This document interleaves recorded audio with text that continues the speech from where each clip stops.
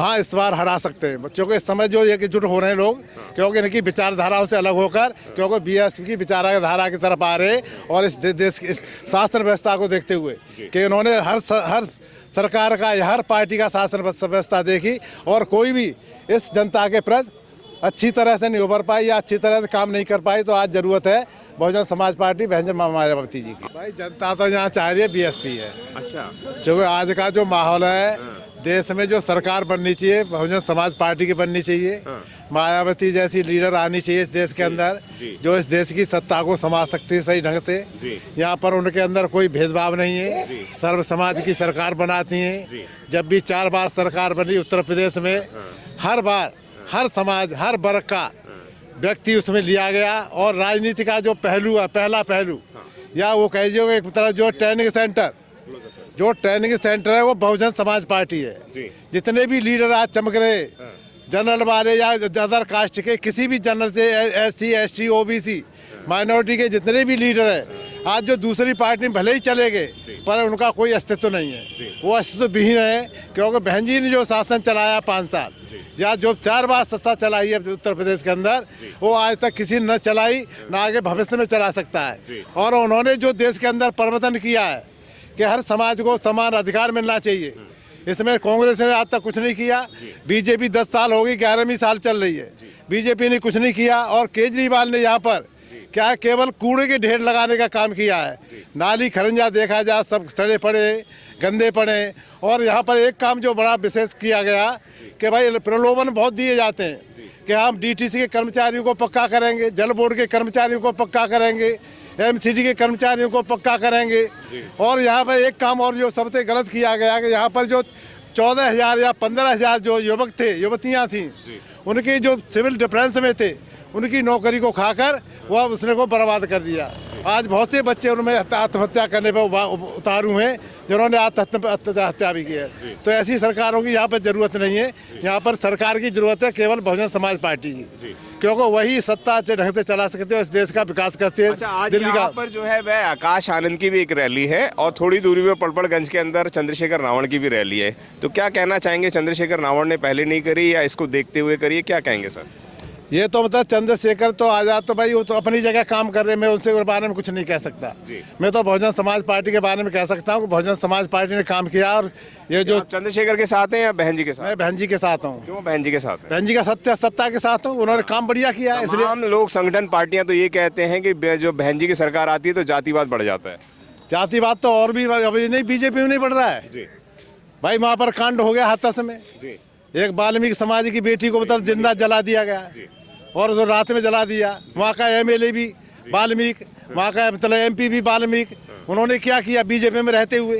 उनके साथ अत्याचार नहीं हो रहा है? आज उत्तर प्रदेश के अंदर दीजिए कितने क्राइम हो रहे हैं, कितने हत्याएं हो रही हैं, कितने बलात्कार हो रहे, ये किसके शासन में हो रहे? बीजेपी बहन जी के शासनकाल में। बहन जी के शासन में 4 बार सत्ता बनी, एक भी दंगा फसाद नहीं है। न कोई सर्व समाज या पिछड़े समाज या दलित समाज या अल्पसंख्यक समाज, किसी के साथ कोई दंगा फसाद या कोई झगड़ा नहीं हुआ। वो सरकार थी जिसने सरकार चला के दिखाई।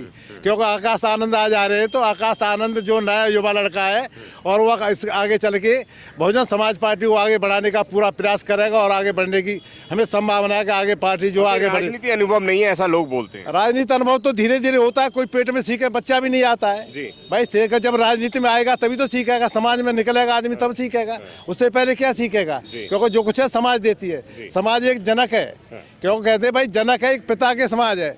समाज जो है बहुत, इससे सब कुछ निकलता है। चाहे कितने भी विद्वान निकले हों, कितने भी महान पुरुष निकले हों, कितने भी साइंटिस्ट निकले हों, वो सब समाज के द्वारा ही निकलते हैं। यहाँ पर पढ़ लिख कर जब आगे बढ़ते हैं, चाहे राजनीति हो, चाहे सामाजिक संगठन हो, चाहे जो शैक्षणिक संगठन हो, सभी में जो है। दिल्ली के अंदर इतनी सीटों पर चुनाव होने वाले हैं, 70 सीटों पर चुनाव होने वाले हैं, बताया जाए कि परिसीमन बढ़ भी रहा है और भी सीटें बढ़ सकती हैं। तो क्या लगता है कि बीएसपी कितनी सीटों पर आएगी, या खाता खोल पाएगी, नहीं खोल पाएगी, या कितनी सीटों पर विजयी हो पाएगी? ऐसा इस बार बीएसपी बराबर का मोर्चा संभाले हुए है और पूरी सीटों पर चुनाव लड़ेगी और अक्सर उनका वोट परसेंट भी बढ़ेगा और सीट भी आएंगी।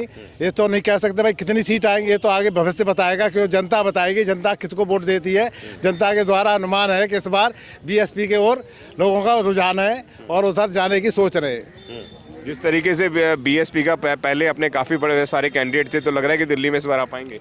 हाँ, इस बार हरा सकते हैं बच्चों को। इस समय जो एकजुट हो रहे हैं लोग, क्योंकि इनकी विचारधाराओं से अलग होकर, क्योंकि बीएसपी की विचारधारा की तरफ आ रहे और इस देश की इस शासन व्यवस्था को देखते हुए कि इन्होंने हर सरकार का या हर पार्टी का शासन व्यवस्था देखी और कोई भी इस जनता के प्रति अच्छी तरह से नहीं उभर पाई या अच्छी तरह से काम नहीं कर पाई। तो आज ज़रूरत है बहुजन समाज पार्टी बहन मायावती जी की। अमित शाह ने जिस तरीके से बयान दिया कि अंबेडकर फैशन बन गया, सारे अंबेडकर की बात करते हैं, तो क्या किस नज़र से आप देखते हैं? ये उसकी तो मतलब सोच, मतलब मनुवादी सोच है। मनुवादी सोच के बारे में तो कुछ कह नहीं सकते, उनकी भाषा ही अलग है, क्योंकि उनके दिमाग अलग है कि भाई उनका तो दिमाग दूसरे मनुवादी तरफ जाता है, क्योंकि ऐसे मनवादी वहाँ से हमारा कोई संबंध नहीं है।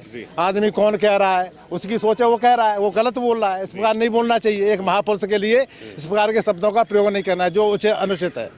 और आगे भी करेगा तो आंदोलन भी किया बीएसपी ने इसके लिए कि भाई जो है इस प्रकार की भाषा बोले, उसके लिए आंदोलन पूरे देश में हुआ था और उन्होंने आंदोलन के आगे भी आंदोलन करते रहेंगे ऐसे लोगों के अपोजिशन में, क्योंकि उनको सत्ता से हटाने के लिए हमें आंदोलन की बहुत ज़रूरत है और आगे भी करते हैं। धन्यवाद सर। Thank you. जिसका आपको था बेसब्री से इंतज़ार, बहुजन समाज का ऐतिहासिक कैलेंडर 2025 अब आपके बीच आ गया है। आप अपना कैलेंडर आज ही बुक करवाएं। आप मुझे मेरे नंबर पर कॉल कर सकते हैं या अपना कैलेंडर बुक कराने के लिए मुझे व्हाट्सएप भी कर सकते हैं। मेरा नंबर है 9910886670। आप मुझे अभी कॉल करके अपना कैलेंडर बुक करा सकते हैं। अगर आपने अभी तक हमारा चैनल सब्सक्राइब नहीं किया है तो सब्सक्राइब करें और घंटी का बटन बिल्कुल भी दबाना ना भूलें, ताकि सभी लेटेस्ट खबरें पहुंच सकें आप पे सबसे पहले।